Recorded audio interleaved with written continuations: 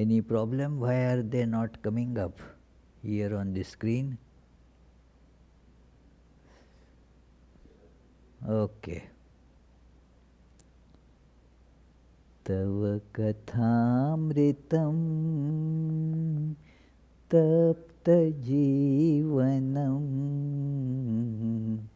kavibhiriditam kalmashvapaham Shravanamangalam Shrimadattatam Bhuvi grinanti te Bhurida janaha.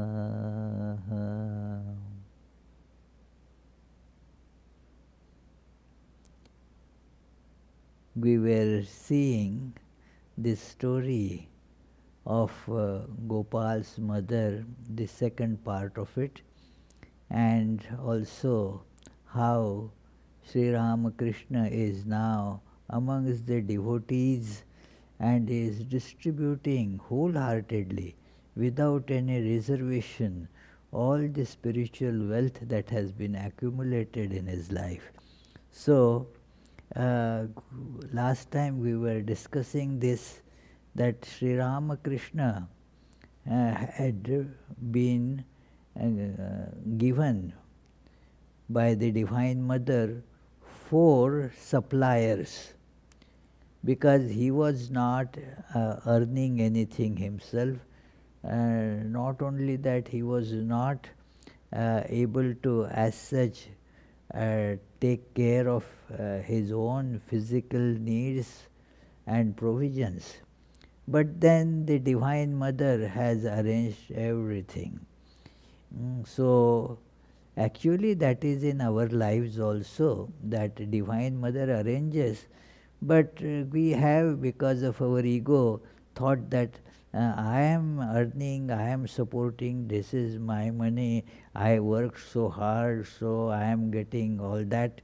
So it is, Jesus has mentioned this in the Sermon on the Mount, that look, these birds and other such, they don't labor, they don't go and earn wages, but Lord takes care of them. It is so. Look at these nice lilies, how beautifully dressed they are, they look so beautiful. So it is, and they don't work to get to buy the new clothes, but we do think that we have a lot of money and we earn it, it is my money, so we feel it is that we are supporting ourselves. Actually, God alone is supporting everybody and everyone. There is no doubt absolutely about it. It is, there is this story of one a scholarly person who was very devoted. His name was Sridhar. His commentary on Bhagavad Gita and Bhagavatam are very well known. So he, at a stage of life, his wife had passed away, and there were thoughts in him that now I should renounce everything and take to monastic life. But what was holding him back was that there was a little daughter that he had. So he had the thought that if I go, who is there to take care of my daughter? It is since I am there, I take care of my daughter, and so forth. So I earn some money, some livelihood, and like that it goes on. I am taking care of my daughter. So, but there was this deep feeling that, well, God is the reality, and I should now give up everything to realize God. While he was thinking like that, he saw uh, those house lizards. In India you see it in all houses. Here you don't see those, but there are those house lizards. So, and then he saw the lizard had kept some eggs, uh, and then from one of the eggs he saw the egg is breaking up, and a tiny lizard came out. And then at that moment there was a small tiny insect just outside, and this newborn lizard grabs it. So this scholar saw that, look, even for that newborn lizard, God knows that it is going to be born and would need food. And so God had arranged the food for even that lizard was breaking the egg and just coming out, and for that also God has arranged the food. So why should I now worry about my daughter? So he renounced everything at that point.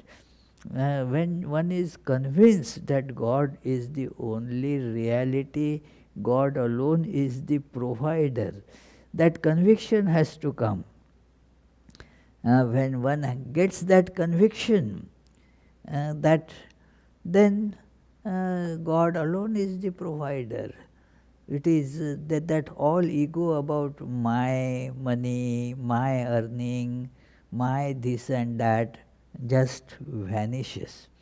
So, this is how Sri Ramakrishna, being fully devoid of ego, had no such idea that I will support myself, I will earn money and so forth. So, Divine Mother had arranged 4 suppliers. Now, in Sri Ramakrishna's narrations, you see the names of 2 suppliers very clearly. One is, of course, Mathur Babu, who supplied all the needs that Sri Ramakrishna had, all these his food needs, attire needs, and whatever Mathur, out of tremendous devotion, was lavishly spending money on Sri Ramakrishna. Anything that Sri Ramakrishna says, this rich man did not hesitate to give that. So that was Mathur Babu.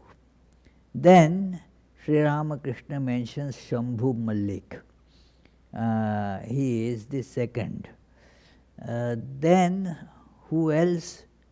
It is Swami Saradananda identifies that Surendranath, that it is Surendra was a half supplier, and this is on the last paragraph on the page 687. Surendranath was this third one, but he was only half supplier. It is, he served the master for 6 or 7 years before the master passed away, then served the monastic disciples for another 4 or 5 years. It was Surendra's eagerness and financial support that facilitated the founding of Baranagar monastery, which later became Belur Math. Sometime between mid-September and mid-October of 1886, at Munshi's old and dilapidated house, now 1.5 suppliers are yet to be accounted for. Who are they? Now I really do not understand that why this Surendra is being called only half supplier and not full. It is difficult to say. But Swami Saradananda says that he was half supplier. Uh, so, then who are they remaining one and half? Are Balram and Mrs. Sarah C. Bull, an American woman who helped Swami Vivekananda build Belur Math, the remaining suppliers? As to Sri Ramakrishna and Swami Vivekananda, as Sri Ramakrishna and Swami Vivekananda are no longer physically amongst us, who will settle this question? Yeah, we don't know much about, who others will be. But this is a surmise that Swami Saradananda and an authority like Swami Saradananda mentions it, so it leaves no doubt in my mind that they must be the suppliers. So it is after Balram began to visit Dakshineshwar. Now therefore the discussion comes on about Balram Basu. So Balram Basu is put as a full supplier, not half supplier. And Sarah Bull was probably give that she was the remaining half supplier. So Balram Basu, his connection with Sri Ramakrishna is described in details here. That after Balram began to visit Dakshineshwar, every year he invited the master to visit his house for the Chariot festival. He lived at 57 Ramakant Bose Street in Bagh Bazar, in a house that was owned by his cousin Harivallabh Basu, a famous lawyer in Cuttack, that is in Odisha, another state. The master visited this house countless times. Who can determine how many people were blessed by seeing the master then? Sometimes the master jokingly referred to the Kali temple of Dakshineshwar as Mother Kali's fort, so it would not be an exaggeration to call Balram's house her second fort. The master used to say, all the members of Balram's family are tuned to the same pitch. Everyone in the house, from the master and mistress to the little children, was a devotee of God. No member of that family took anything, not even water, without first chanting his name, means God's name. All had an equal passion for worship, study of the scriptures, service to monks, and charity in noble causes. In some families, one or two persons are religious and others are completely different, but not in Balram's family. All were of a similar nature. Only a few unselfish and spiritual families can be found in this world. It is even more rare to find a family in which all the members are devoted to the same religious ideal and who help one another to achieve their common goal. So it is not surprising that Balram's household was the master's second fort, and it delighted him to be there. It is, see how rare this privilege was. Balram, he had got his share of a very large estate, and so he didn't have to worry much about earning money. And he just had to manage some as part of this estate. And he was so devoted that Sri Ramakrishna could go to him so many times. It is very rare that Sri Ramakrishna blessed anybody's house going so many times.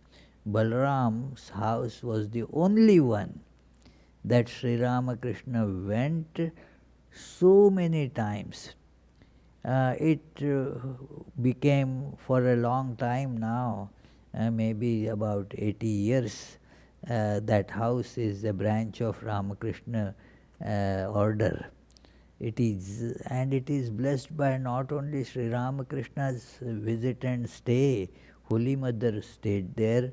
So many of Sri Ramakrishna's direct disciples, they visited and stayed at that house, including Swami Brahmananda, Swami Shivananda, and so forth. So all of them had such a cordial reception accorded at Balram's place. So even after passing away of Balram, this continued. So as we mentioned earlier, there was a regular worship service for Lord Jagannatha in Balram's house, and in addition, devotees would gather there to pull the chariot during the chariot festival of Jagannath. This ceremony was performed with great devotion. There were no external trappings such as decorating the house or music or the noisy frolicking of strangers or any other tumult of noise. Devotees pulled a small chariot round the upper rectangular veranda in the front part of the house. You can even now see all that chariot, and it is that veranda where that was being moved. It is so.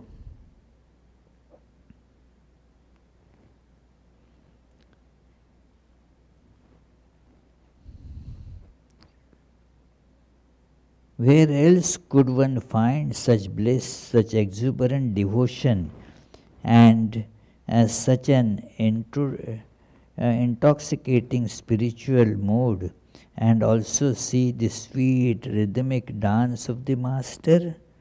It was as if Lord Jagannath, pleased with the pure devotion of that Sattvic family, had appeared in the image within the chariot and also in Sri Ramakrishna. Where else could one see such a wonderful scene? If a godless man were to fall into the current of that pure devotion, his tears would flow and melt his heart. What can we say of the devotees? So that was the atmosphere at Balram's place, especially at this time. Jagannath is that deity which is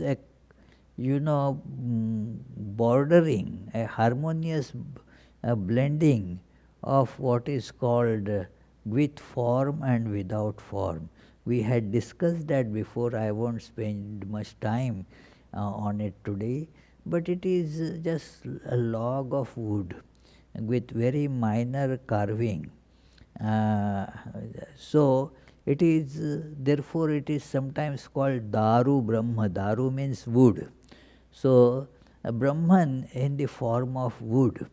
So this sect, that is the Vaishnava sect connected with Jagannath, therefore they are the worshippers of form and formless both. So it is a very nice harmonious blend of God with form, God without form. So after a few hours of such kirtan, cooked food was offered to Jagannath, and after the master had eaten, the devotees partook of the prasad. Late at night, the mart of joy would continue, would come to an end, and all but a few of the devotees would leave for their homes. The author enjoyed his this blissful festival only once in his life during the return chariot festival in 1885 when Gopal Ma was invited to Balram's house at the master's request. On that occasion, the master stayed with Balram's family for 2 days and nights.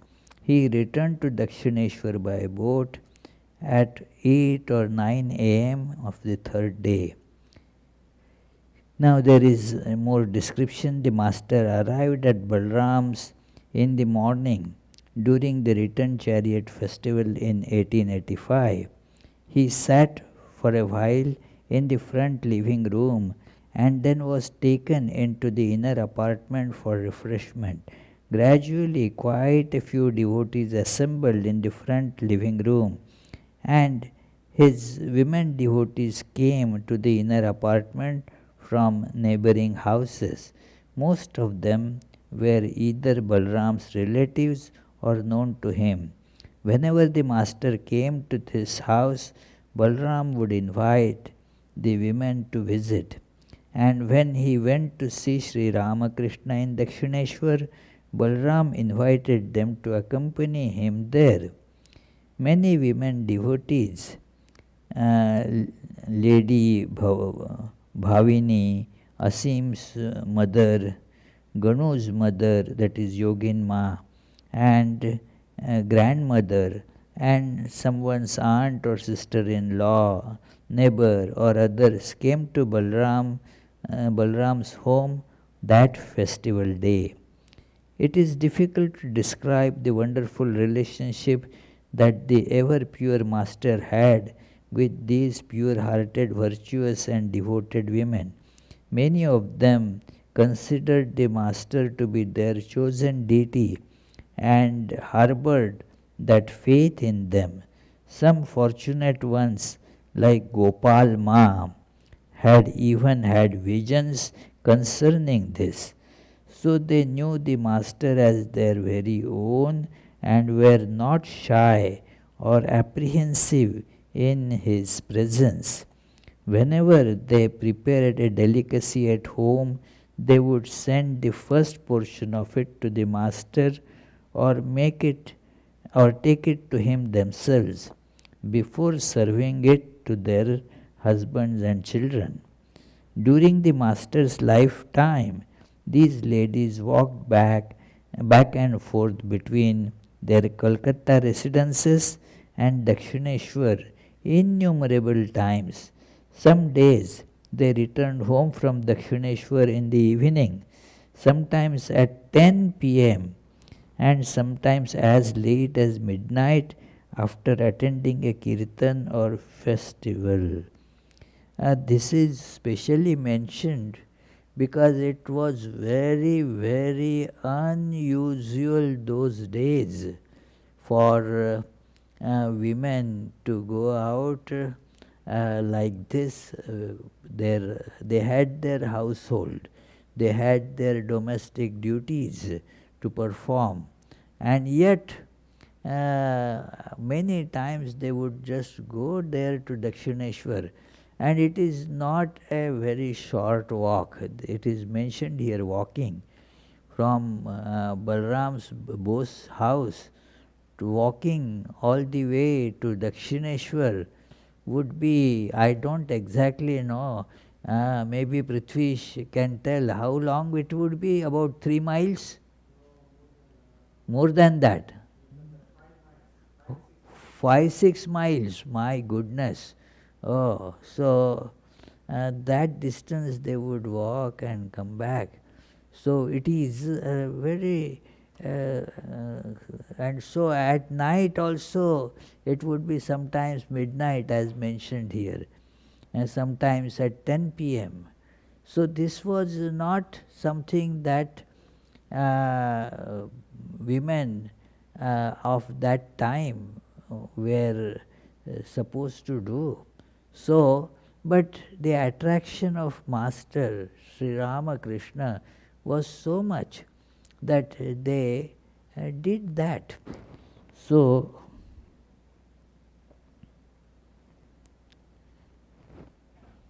if any, yeah.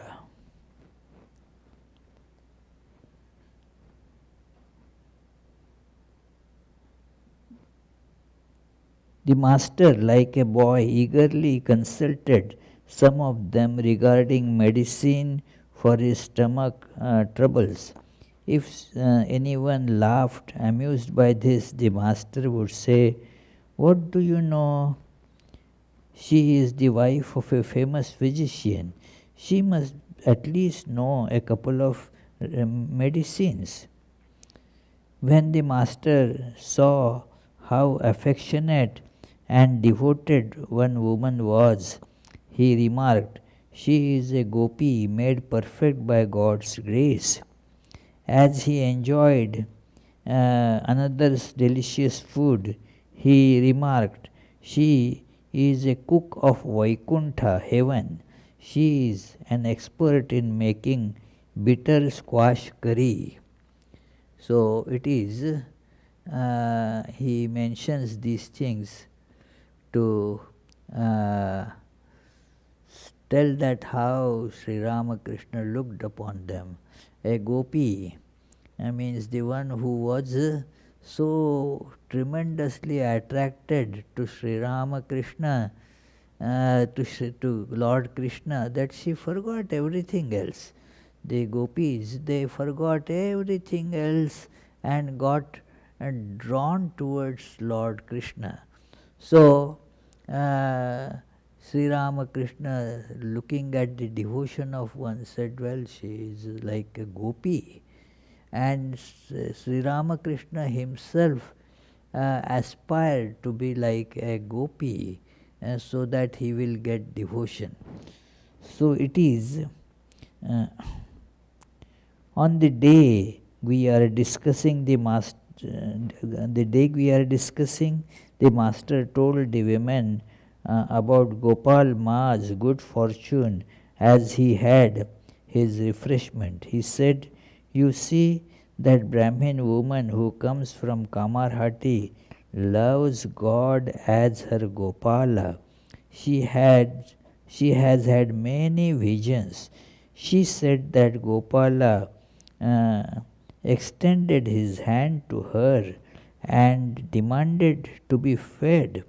After she had that vision, she came to Dakshineshwar one day, overwhelmed with ecstasy and devotion. She calmed down a little after eating some food. I asked her to stay that night, but she refused.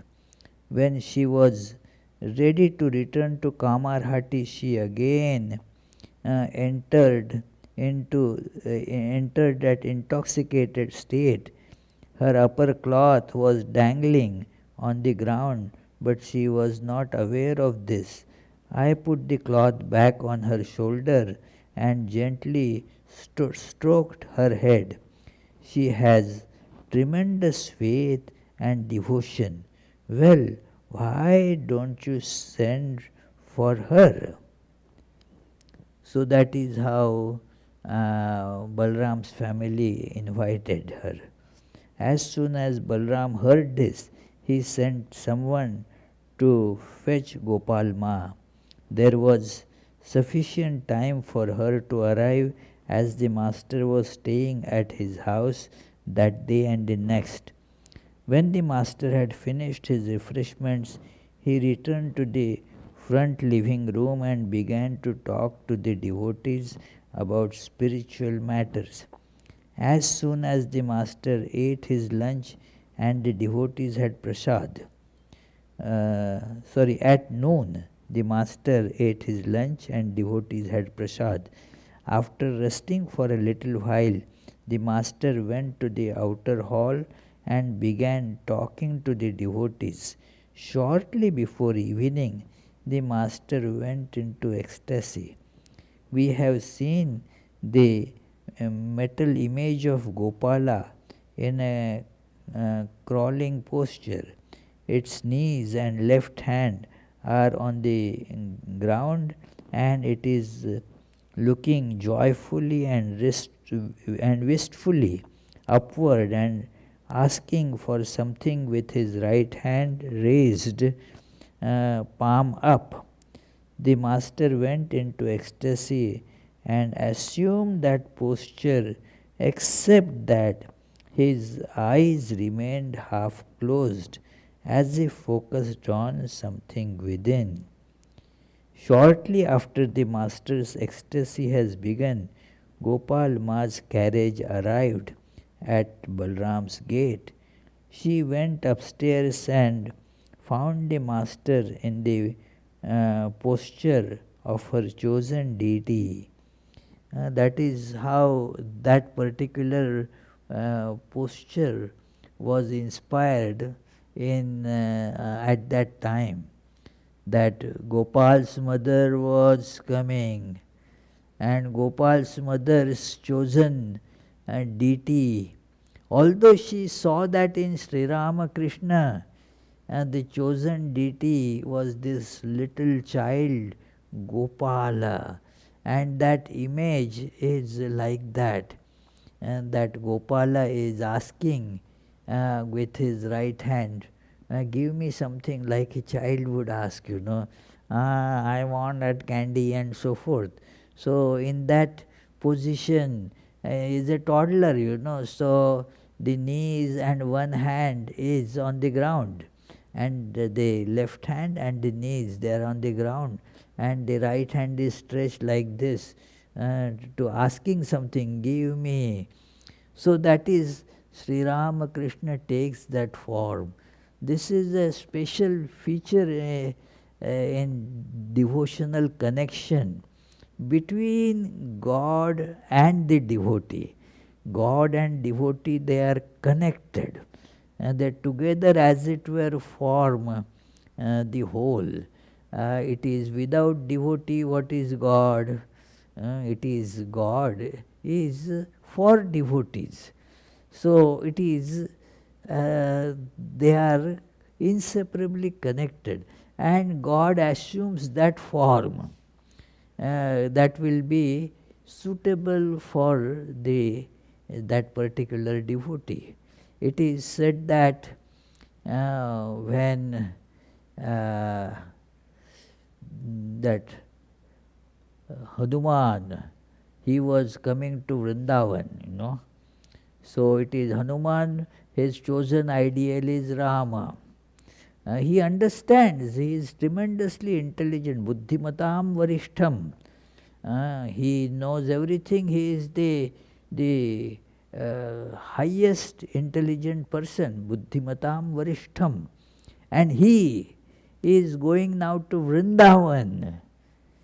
But Vrindavan, there is Radha and Krishna, not Ram and Sita.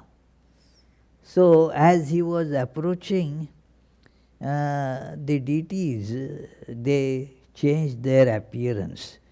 And that, Hanuman is coming. So Krishna told that it is Radha, drop this, that you will become Sita now. And he dropped his flute. Krishna's image, you have the flute on his lips, he dropped the flute. And Rama's, that Kodandadhari, that took the bow and arrows and stood there. So that is how Hanuman saw and bowed down. He knows Shri Nathe Janaki Nathe Abheda Paramatmane.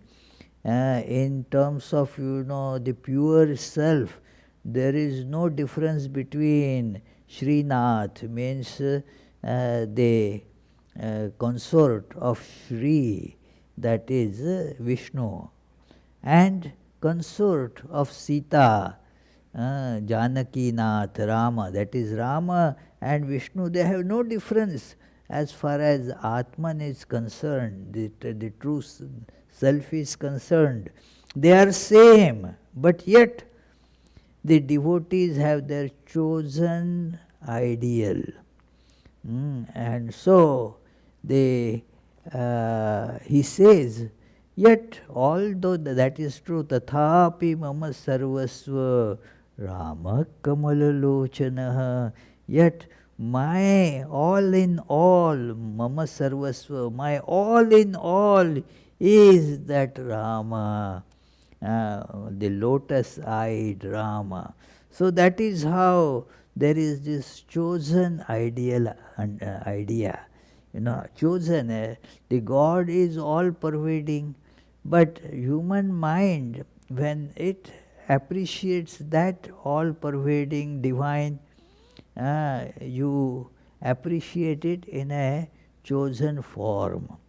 Like water is has no particular form as such, but then when you drink it, you take it in a cup or a glass which has a form.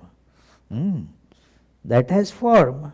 So when you are appreciating that water, then it has a form. Water in general has no form, but my appreciation of it depends on how I like to drink that water, in what cup. So that is how that very divine who is formless beyond all assumes the form without actually undergoing any change. Like water, without undergoing any change, without losing any of its quality as water, takes that form of in a particular glass or whatever, for the convenience of our appreciating it. So those who would please read a very nice chapter in Swami Vivekananda's book Bhakti Yoga. That chapter is titled the Ishta, the concept of Ishta Devata, means chosen ideal. So this Gopal's mother's chosen ideal is that little Gopala, little Krishna, toddler Krishna, with the hand stretched to ask something. And so Sri Ramakrishna went into Bhava Samadhi, that kind of Samadhi, intoxicated mood, and just came to that position as Gopal's mother was entering. So, as it were, he knew that she is now right at the doorstep. So, and the author was there at that time when this happened.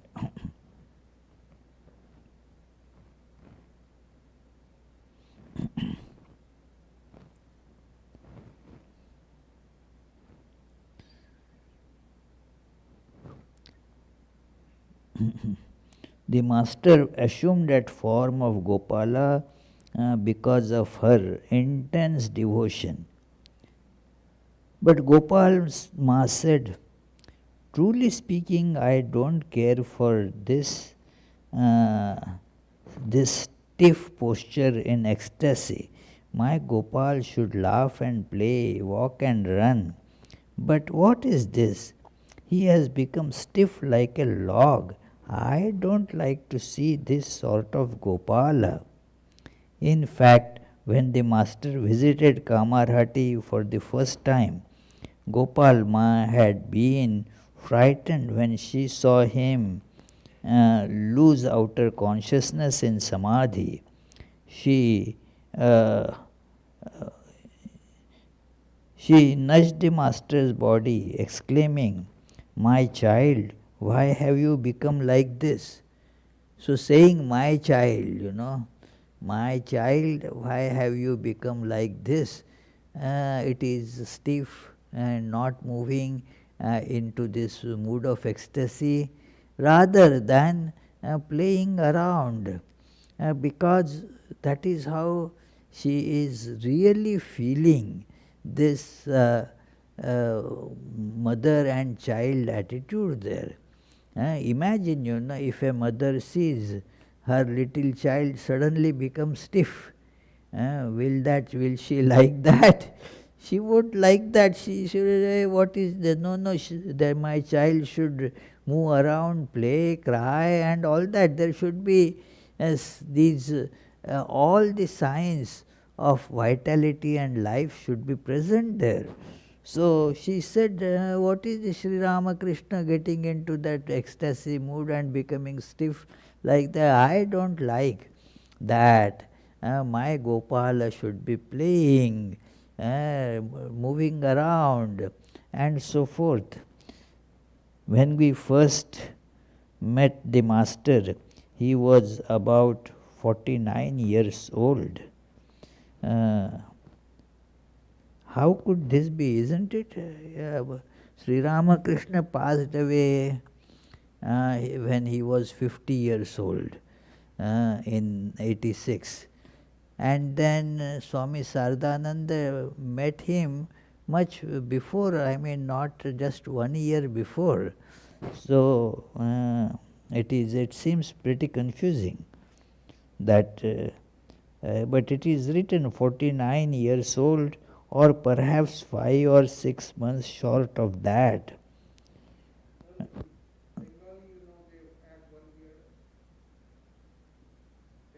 Yeah, that might be. That 49 means actually 48, and if you reduce 5 6 months, then that makes sense. Yeah.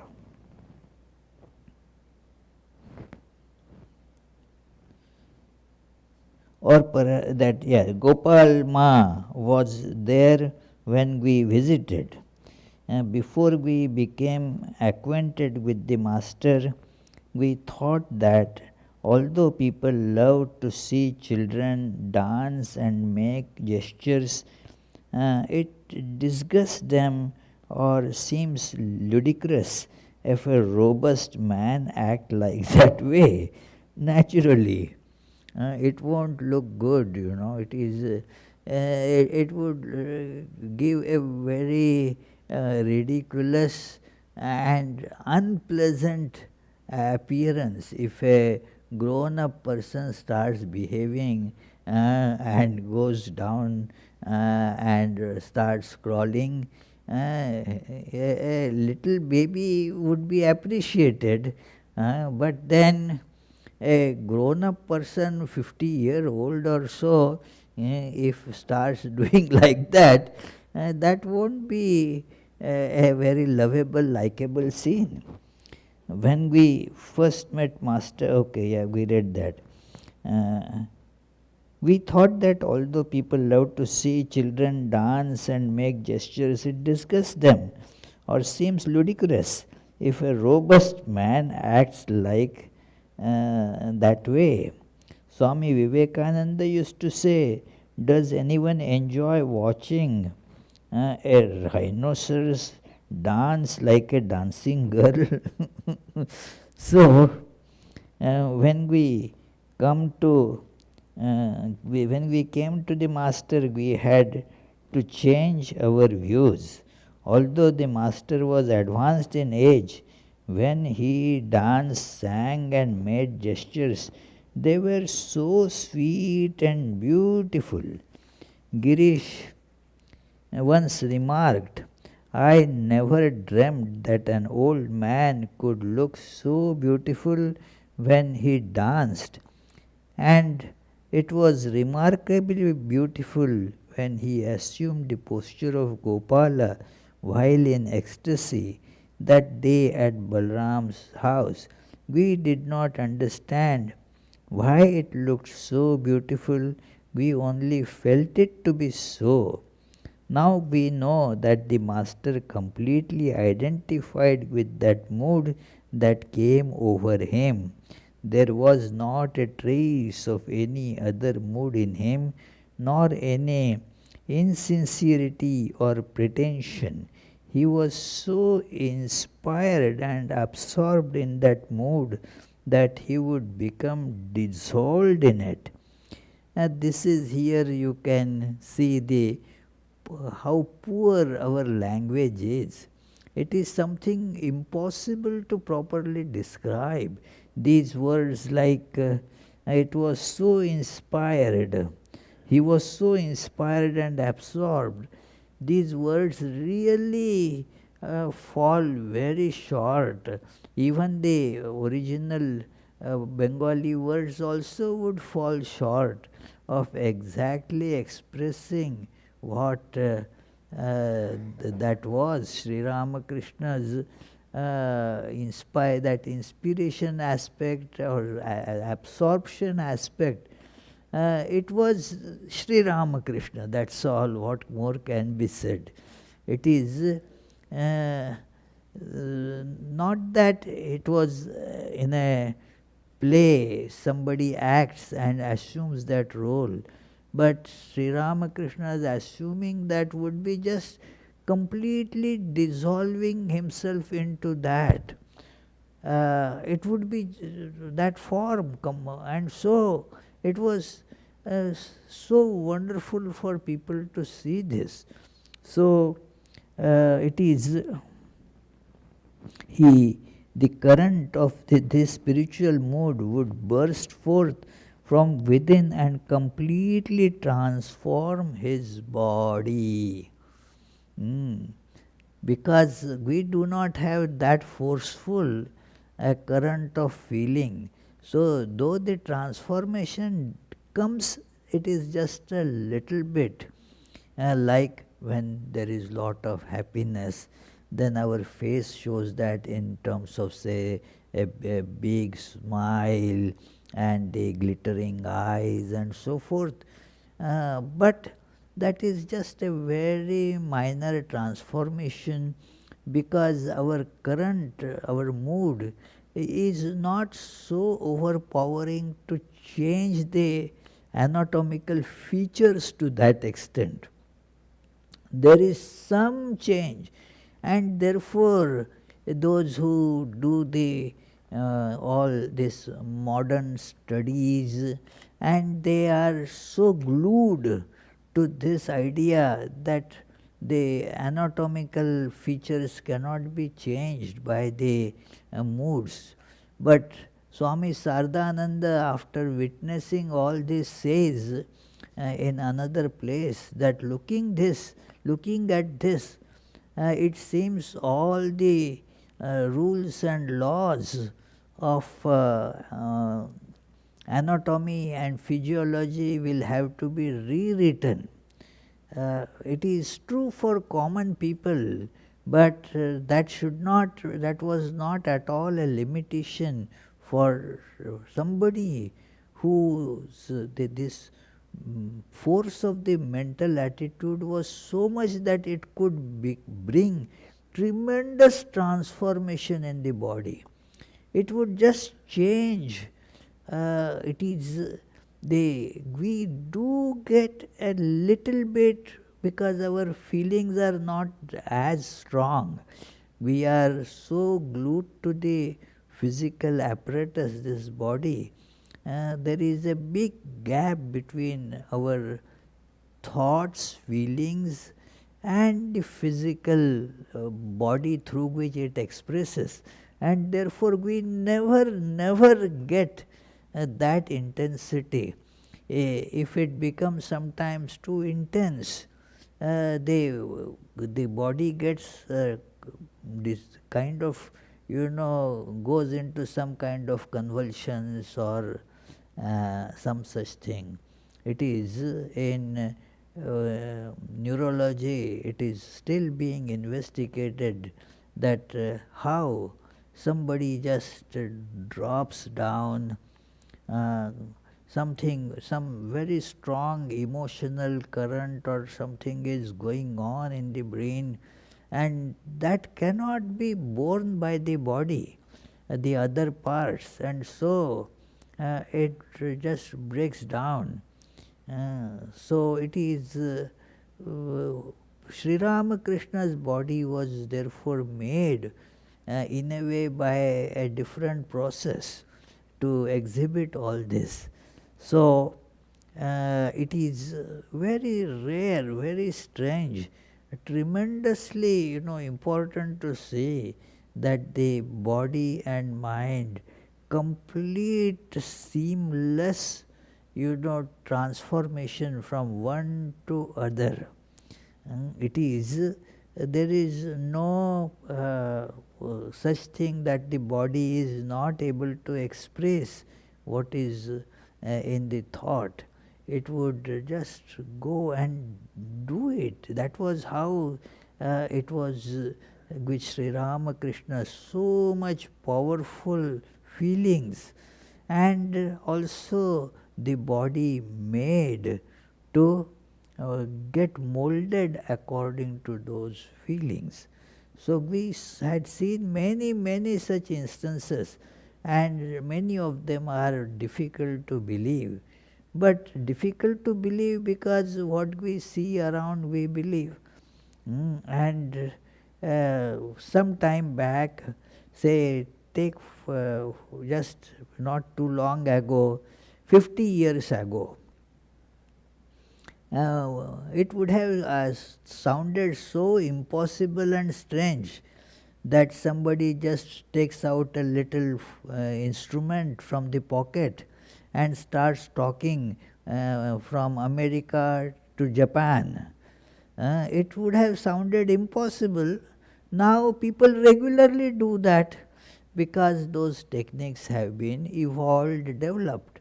So at one time we feel it is not possible to have some body like Sri Ramakrishna. But you cannot dispute the facts, the facts are facts. If your theory is not able to explain that fact, then what should be changed? Where should the change come? Not rejecting the fact, but to see the flaw in your theory, the lacuna in your theory. So that is how such examples are very good to see that this particular aspect. So we shall continue this study. The time for today is over.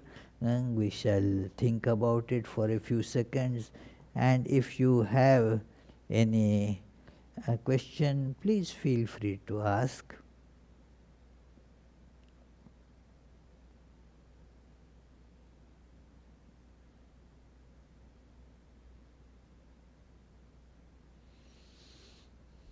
Yes, any question?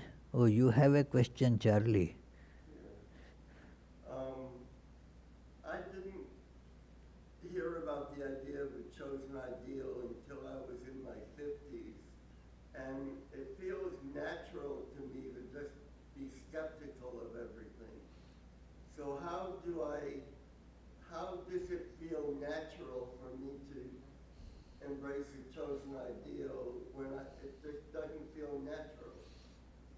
Well, it is everything that you are not initially acquainted with, it doesn't feel natural. But when we get used to it, we feel that it is very good and it is commonplace.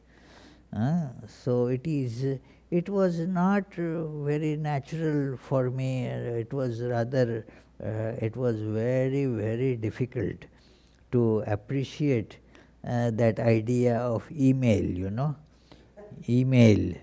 That, oh, what do you mean? It is so it really reaches that person, and how that person gets it. It is so it was all unbelievable for me, not acceptable. But you get used to it now. You don't doubt it at all. In fact, you doubt the other mail. Well, because we get sometimes the mail meant for some neighbor, somebody else. So it is not really for us. So it gets, but with email it doesn't happen if the address is written correctly. If you have the correct email address, then the email doesn't go at the wrong address.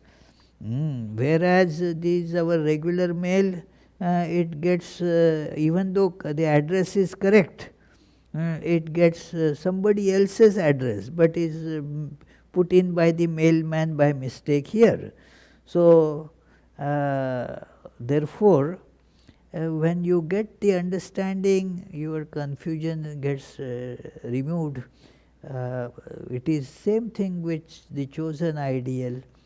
Not just with you, I also had no idea about it for a long time in my life.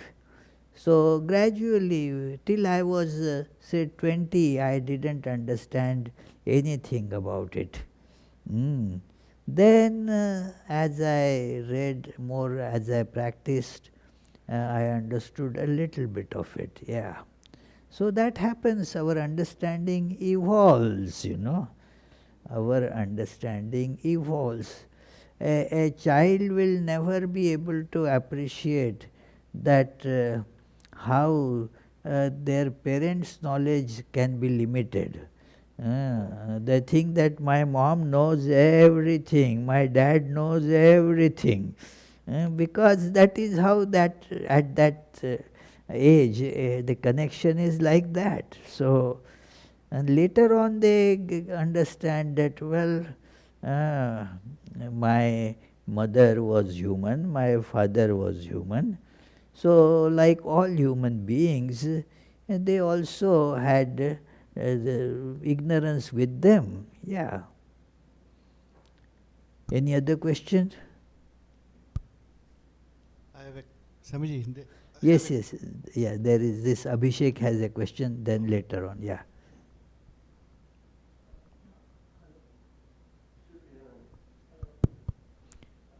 Hello.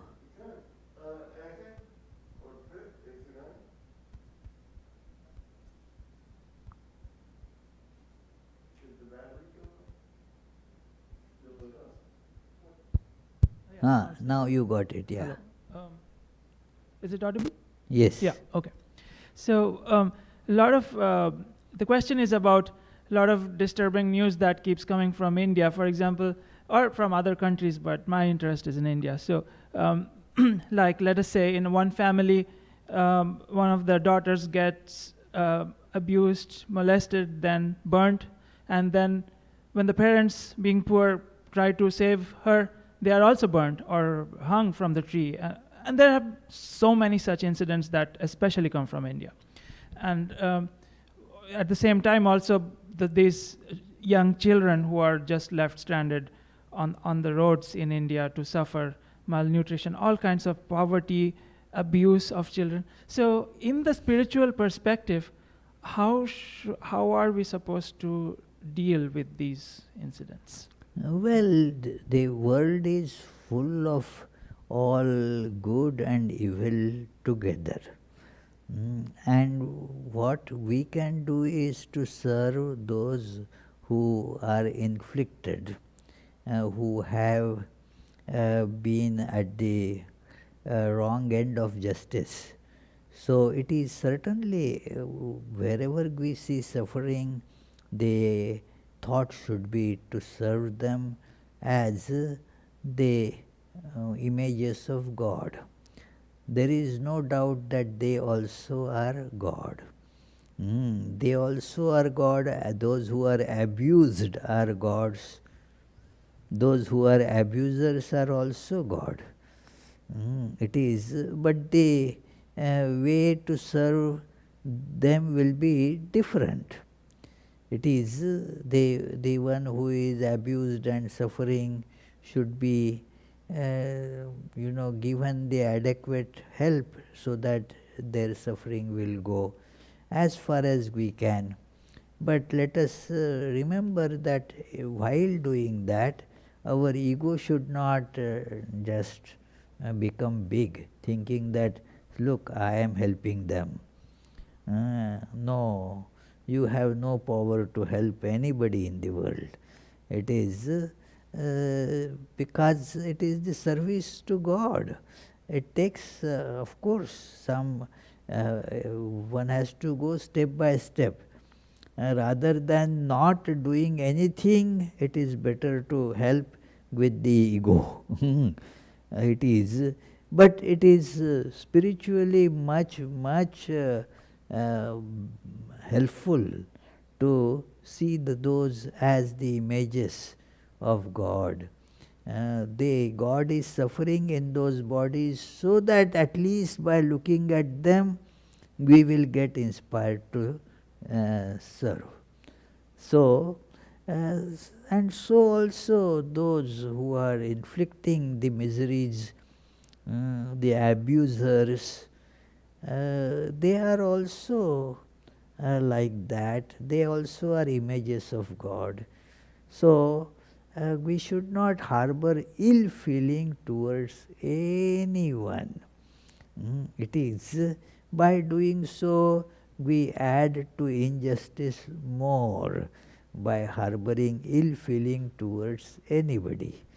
So don't harbor ill feeling towards anybody, and serve whosoever is suffering and is inflicted with a lot of such undesirable things of life.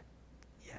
So is our my duty then to stop research and science and be driven by these because I feel guilty of not doing much, and this guilt is always there. So I want to know then is my duty more to have focus on this aspect, finding where our suffering, and then try to do as much as possible. Well, if you are going to be able to do that, do that.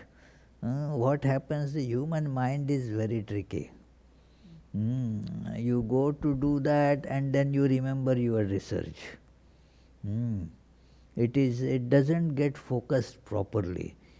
So therefore, what you are doing, do that with the attitude of service. That there is suffering all around, and you can do whatever best you can do. Not that it is you have to go there and work.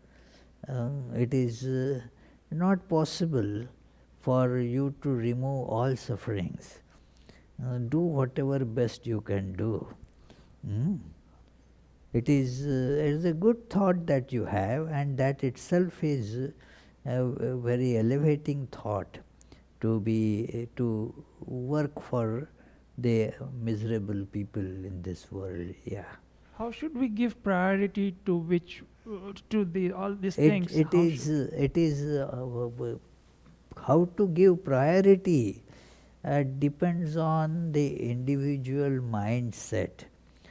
Each priority, like this last Sunday lecture was about that, how the psychology differs, and we have therefore different priorities in life.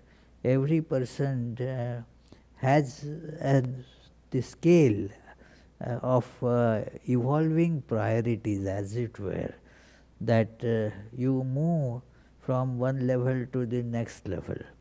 So it is, you cannot jump from ground to the fifth floor. You have to go step by step.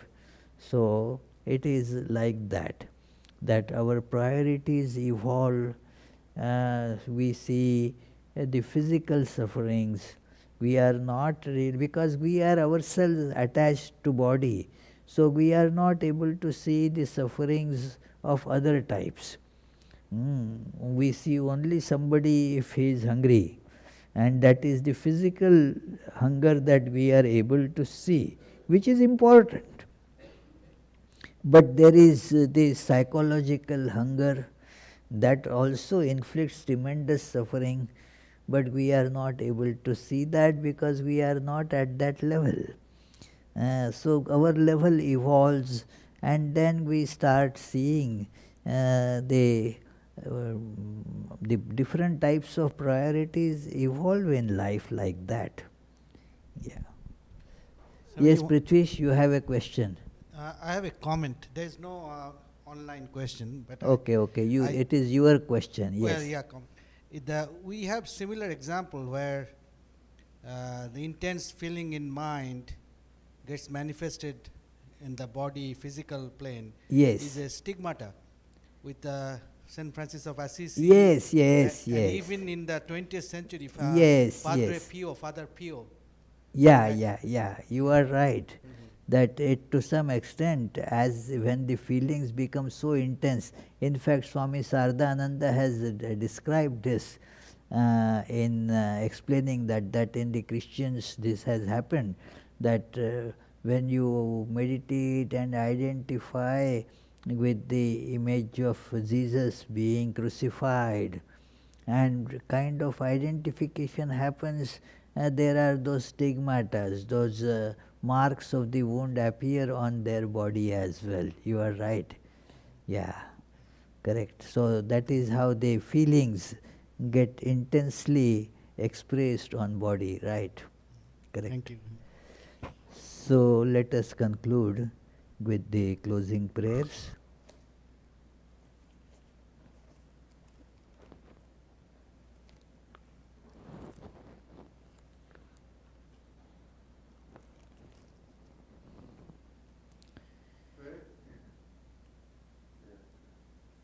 May the Divine, who is Father in heaven of the Christians, Holy One of the Jewish faith, Allah of the Muslims, Buddha of the Buddhists, Tao of the Taoists, Great Spirit of the Native Americans, Ahur Mazda of the Zoroastrians, and Brahman of the Hindus, lead us from the unreal to the real, from darkness to light, from death to immortality. May the all-loving being manifest himself unto us and grant us abiding understanding and all-consuming divine love. Peace, peace, peace be unto all.